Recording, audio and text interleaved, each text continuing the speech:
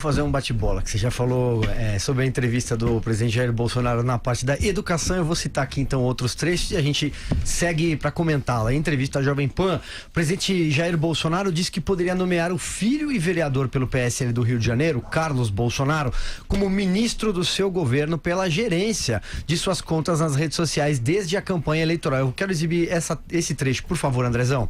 Entre Twitter, Facebook, Instagram, não me toma mais de 30 minutos por dia. Não toma. Quem realmente me ajuda nessa coordenação é o Carlos Bolsonaro. Por isso muita gente quer afastá-lo de mim. Ah, o Pitbull está atrapalhando. Tá atrapalhando o quê? Tá? O que ele atrapalhou? Eu não atrapalhei nada. Eu acho até que devia ter um cargo de ministro. Ele que me botou aqui. Muito bem. Tem outros trechos, ele também falou sobre Venezuela, sobre Lei Rouanet, falou sobre reeleição. Então a gente vai fazendo um giro aqui e falando, cada um comenta um pedaço. O André está balançando a cabeça aí, eu vou começar com você então. Porque é muito expressivo esse trecho. Vejam como o presidente naturalmente, porque é natural para ele, expressa a sua compreensão da vida pública.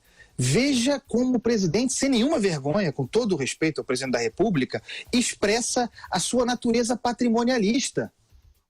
Porque o filho, que já tem uma carreira como os outros, de vereador, deputado, senador, em função desse patrimonialismo, ninguém tem voto próprio ali, tudo voto dado, donatário do presidente da República, porque este filho foi fundamental na campanha eleitoral, na estratégia de comunicação, ele mereceria um ministério, poderia ter um ministério. Vejam a noção de divisão de espaço público do presidente da República. Ele fala isso sem nenhum desassombro, ele fala isso sem vergonha, como se fosse uma coisa natural. O filho fez um bom trabalho, aumenta a mesada, mas não dá um ministério, não é assim que funciona. Mas é uma lógica fundadora do bolsonarismo. Originalmente, a mãe de Carlos Bolsonaro foi colocada pelo então marido Jair Bolsonaro para disputar uma vaga na Câmara de Vereadores. Foi eleita com votos do Jair Bolsonaro. Depois brigaram, ele resolveu tirar a ex-mulher então e colocar o filho, Carlos. Então vai lá e disputa, ganhou. Patrimonialismo, depois elegeu o Flávio Bolsonaro, depois elegeu o Eduardo Bolsonaro e sob essa lógica, aliás, que se constituiu boa parte da bancada do PSL. Patrimonialista, patrimônio do Jair Bolsonaro.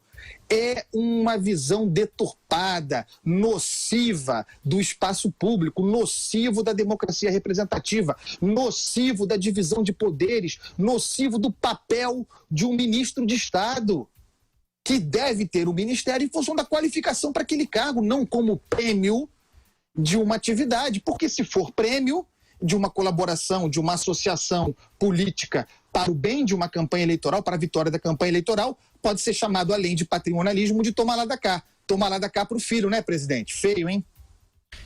Vamos lá, e aí, Vera Magalhães? Concordo em gênero, número e grau com essa brilhante exposição do Andreasa, e lembro que que o que o presidente falou vai contra o que ele mesmo defendeu na entrevista ao Augusto, quando ele diz que os ministros não foram indicados por nenhuma questão política, foram indicados apenas pelas suas capacidades técnicas.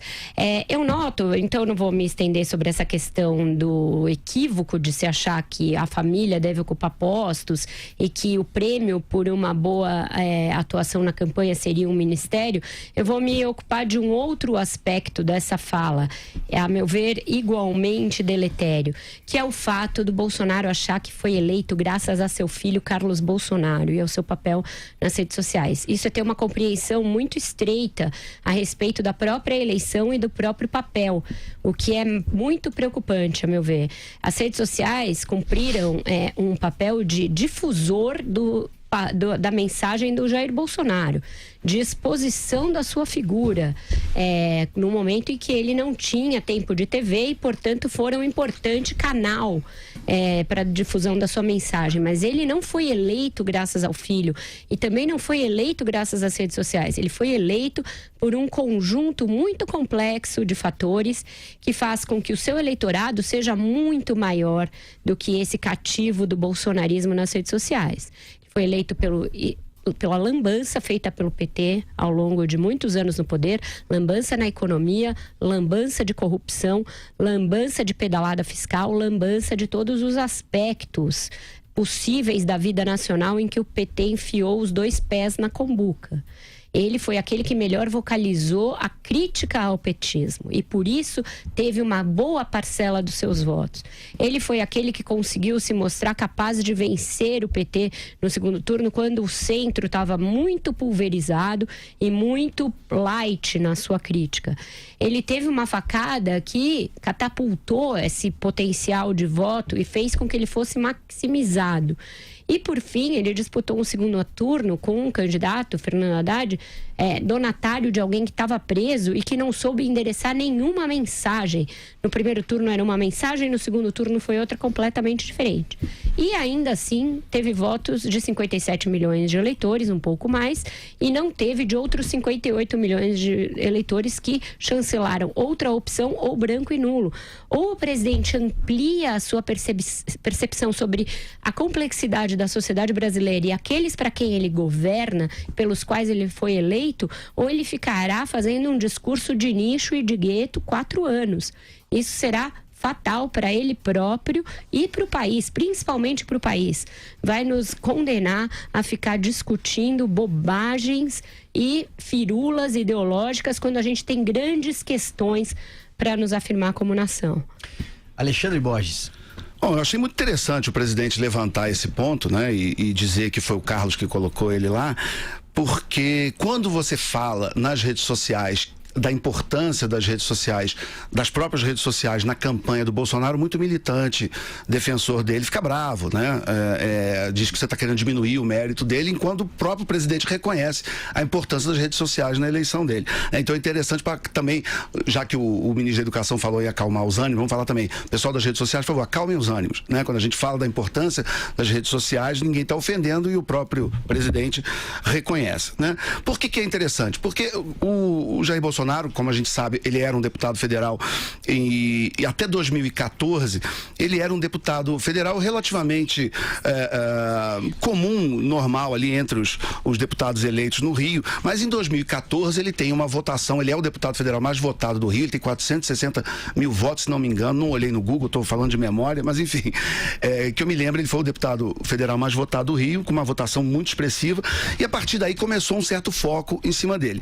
Mas em 2014 ele, pelo que a imprensa especulava na época, depois ele negou, mas a imprensa falava que o maior sonho dele era ter sido vice na chapa do Aécio, né? Então se falasse que em 2014, que em 2018 ele seria eleito presidente, talvez nem ele acreditasse, né? Então o que aconteceu nesse espaço de 4 anos? Muita coisa aconteceu, mas uma coisa importante foi realmente ele ter enxergado antes a importância das redes sociais e ter investido muito nisso, né? Então, desde aquela época, 2013, 2014, começaram a nascer umas páginas no Facebook, era Bolsonaro zoeiro, Bolsonaro opressor, aquela coisa da mitada, do turn down for what, do óculos que caía, e aquilo começou a fazer a imagem de um deputado relativamente desconhecido do Rio de Janeiro, uma imagem cool, engraçada, de alguém que tinha respostas contundentes, que desafiava o poder num país onde as pessoas estavam cansadas daquele projeto de poder que estava desde 2003, ninguém aguentava mais, as maiores manifestações, aí vem Lava Jato, vem 2015, 2016, enfim, então ele soube ser alguém que se apresentou ao eleitor como alguém que poderia representar esse sentimento de cansaço, de desgaste de material do petismo. E as redes sociais, então, funcionaram muito bem para isso.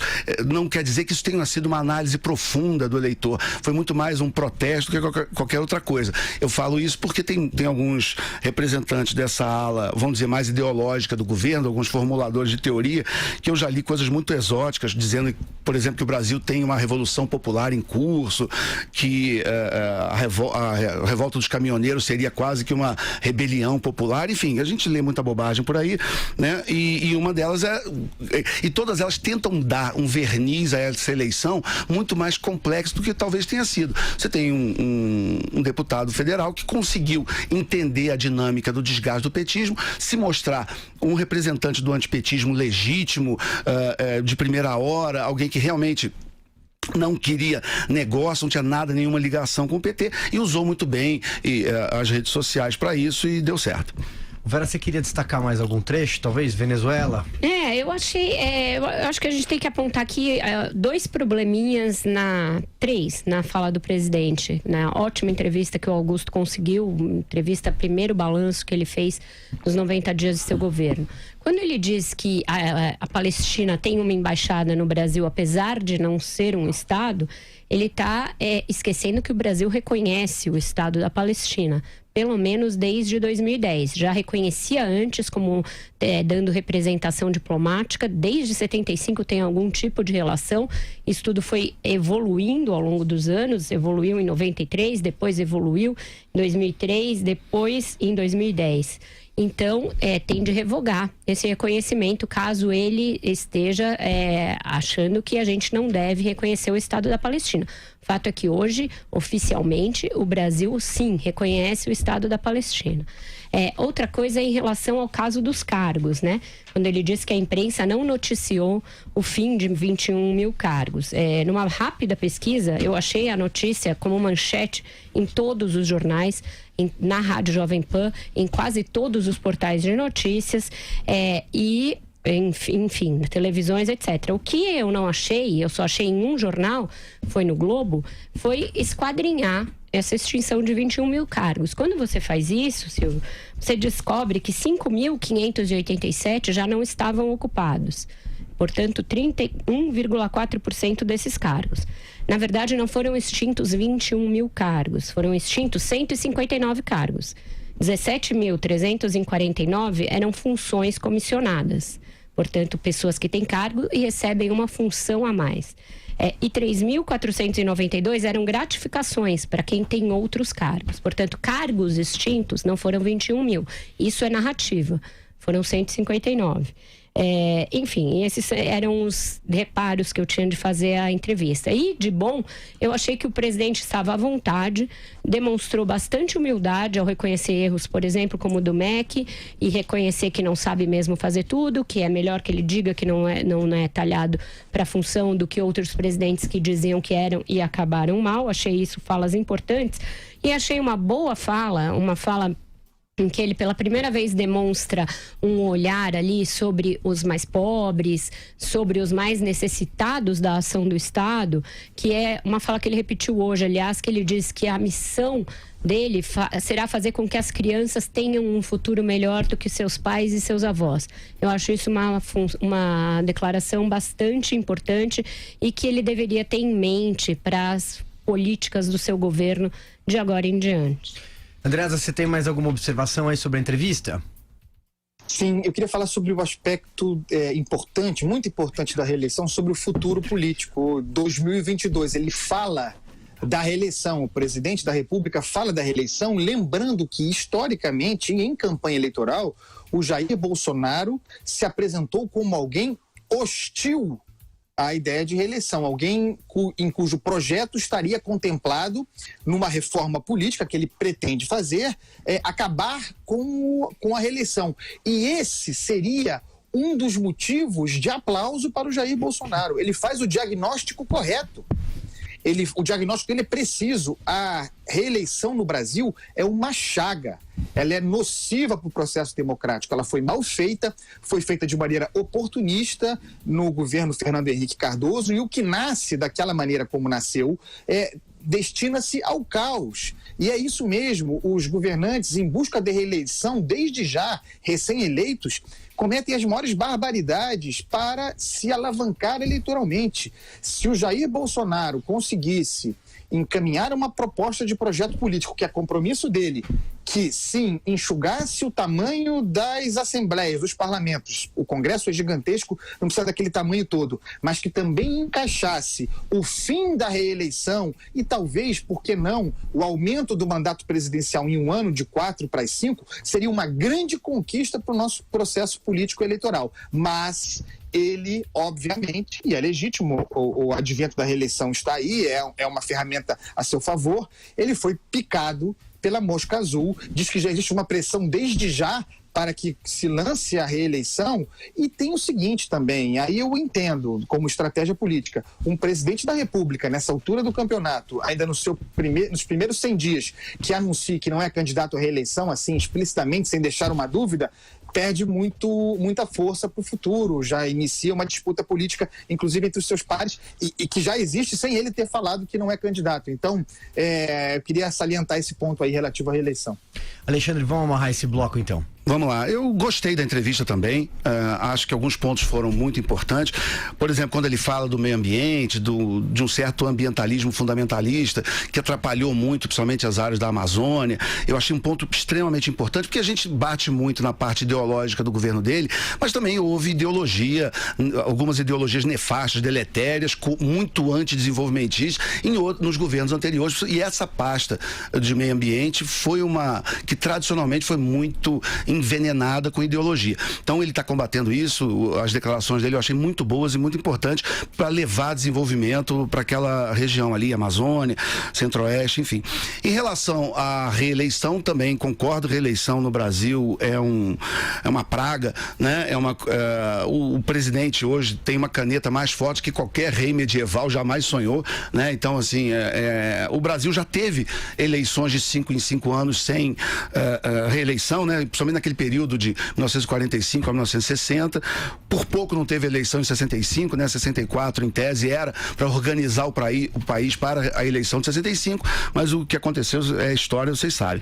A reeleição também é uma tradição americana, né? O presidente, até chegar ao Franklin Roosevelt, que foi um presidente americano que ganhou 4 eleições seguidas, né? Ganhou 32, 36, 40 e 44, aí veio a proibição, veio a 22ª emenda e impediu. Mas é uma tradição de lá, só que o presidencialismo americano é diferente do nosso, o Congresso deles manda muito mais do que o nosso, então eu até prefiro o parlamentarismo, acho um regime mais avançado do que o presidencialismo. De qualquer jeito, a reeleição, se ele realmente conseguir avançar com o tema e terminar e acabar com esse mal que é a reeleição, vai ser muito bom para o Brasil. Entre outras mudanças do regime, de uma reforma política que poderia vir com recall, com voto distrital, também na política tem coisas para consertar.